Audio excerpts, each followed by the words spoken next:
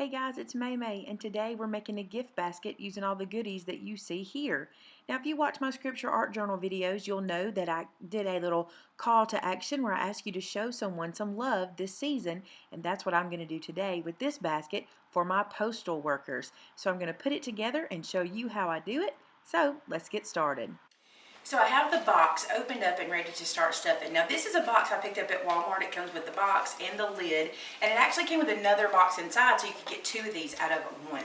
It was really inexpensive. It was like $7 for both boxes. Now I want to show you what I've done.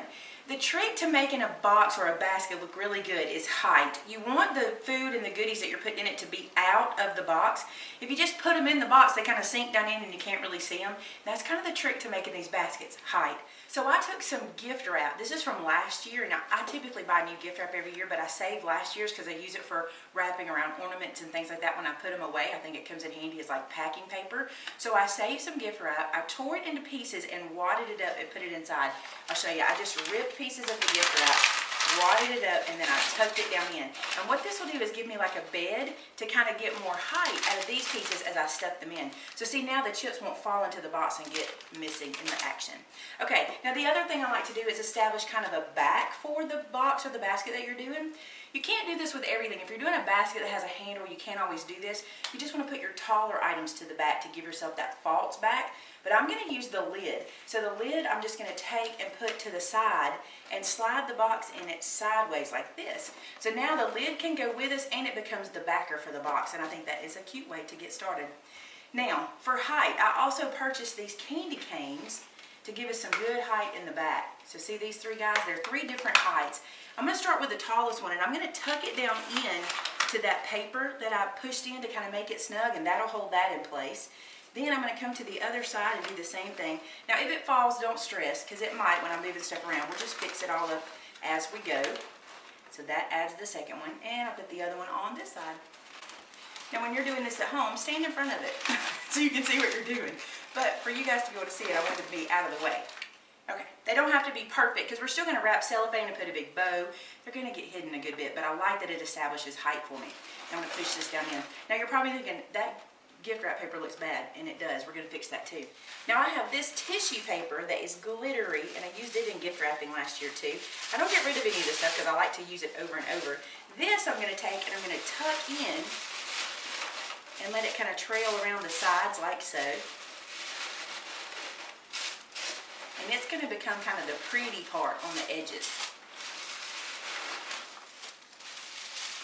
I'm going to take some to the middle and kind of stuff in there to hide our ugly gift wrap. Hey, instead of gift wrap, if you want to use like Walmart bags or newspaper, you can certainly do that too. But this will kind of cover the base up and give us a nice place to start. Also, I want to tell you, because I bet you're thinking right now, this doesn't look good, and it won't. Baskets and things like this, for me, always look bad before they look good. It's like a geomesh wreath. You got to get to the pretty.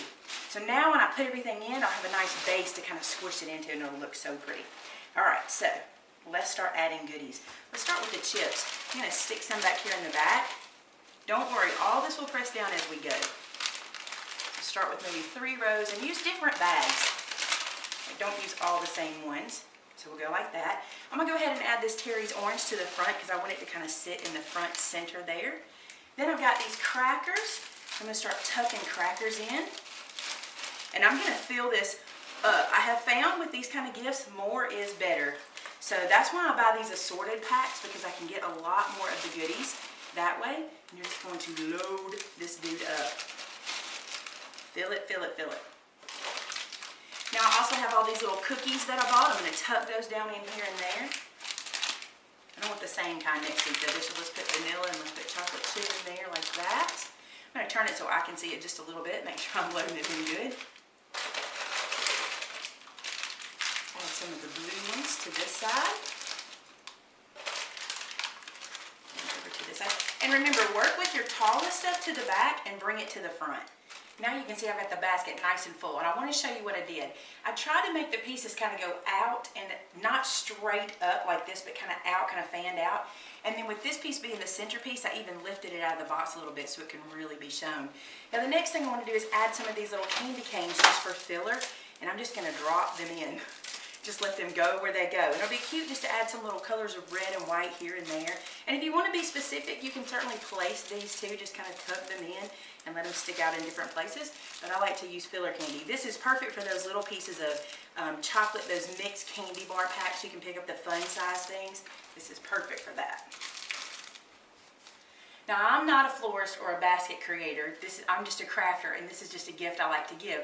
So my technique for cellophane is probably not perfect, but it works for me, and I'm going to show you how I do it.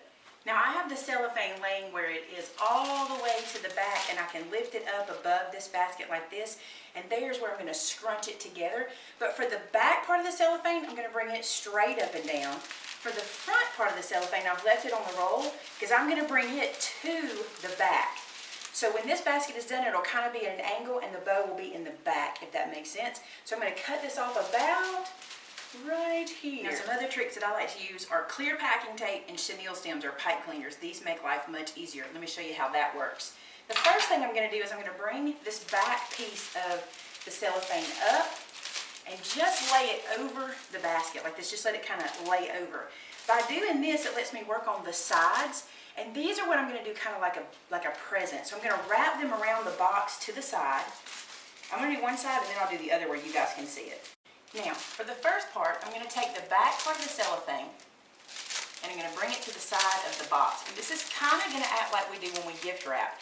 And I'm using the clear packing tape. A couple of reasons for that. Number one, it disappears in our work. You can't see it. And number two, it's really low tack. So it's not going to hurt the box in any way.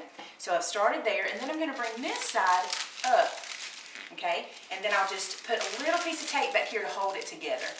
Now by doing that, it just kind of gets the party started. So now we can just pull everything up to the top. The piece we cut at the front, the back, the side, all of it. We're going to bring it all up. Don't stress about these sides too much because we're going to do the same thing and bring these back. Right now we just want to work on the top and gathering everything together. Just going to get them going. Now get to the top center of your project. Do it this way so you can see. Pull this piece back and then start to gather it to the middle.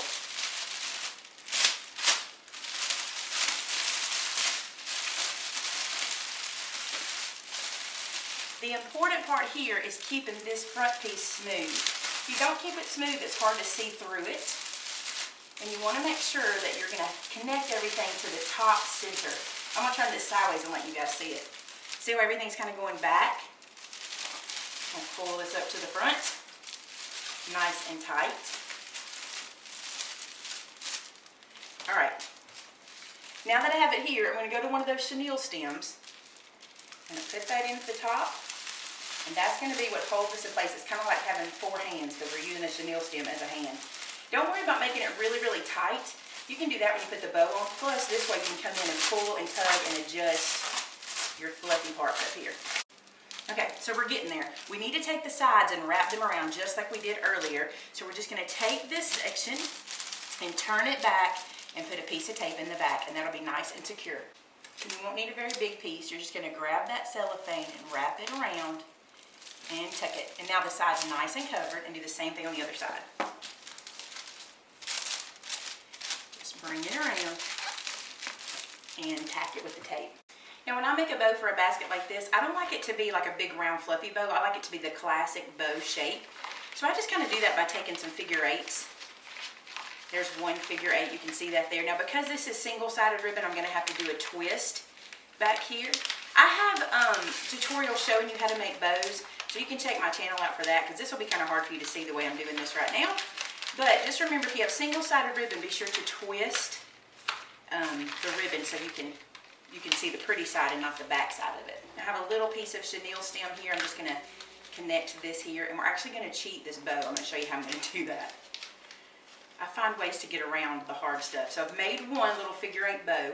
I'm going to make one smaller one to go on top of that. So now I have this larger bow and this smaller bow, and I will lay them on top of each other, just kind of nestle them into each other, and then you can kind of fluff that smaller one up and let the bottom one come out to the side like this.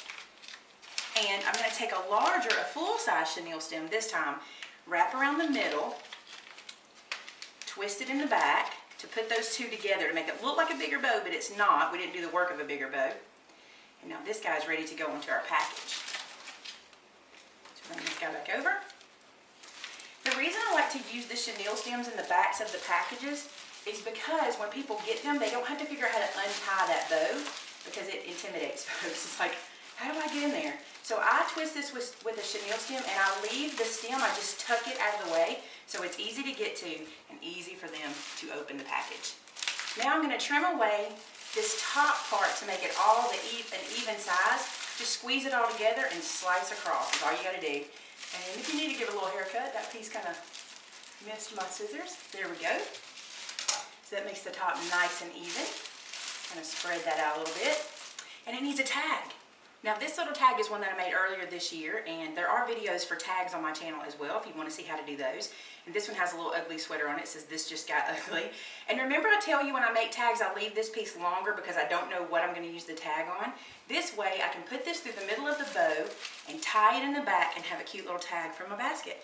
Now I'm not ready to put this on because I got to fill out the tag. I got to fill out the back and say something to my postal service folks. Tell them how much I love them. But there we go. This can now be ready to be delivered to the post office. It'll be nice to send them a package instead of them sending me a package for a change, right? So there we go. That's my idea for a cute little gift, and it's not terribly expensive. It seems like it is because it's a lot of stuff inside of there, but it's a lot of chips and crackers and things that are good fillers. But think about this, if there's a lot of people at the office and they're not all there at the same time, they can just come in and snack as they please. So I hope you try something like this. Don't let these boxes intimidate you or these baskets intimidate you. Give it a shot. Remember, they look ugly before they look good. It takes a while to get it to this point. Once you get here, it looks really nice. So there you go, guys. Thanks so much for watching today. Be sure to subscribe if you aren't already. Give me a like if you like the video, and tell me below what kind of stuff you'd like to get in a basket from someone. That would be interesting to know. Thanks so much for watching. See you on Friday. Bye.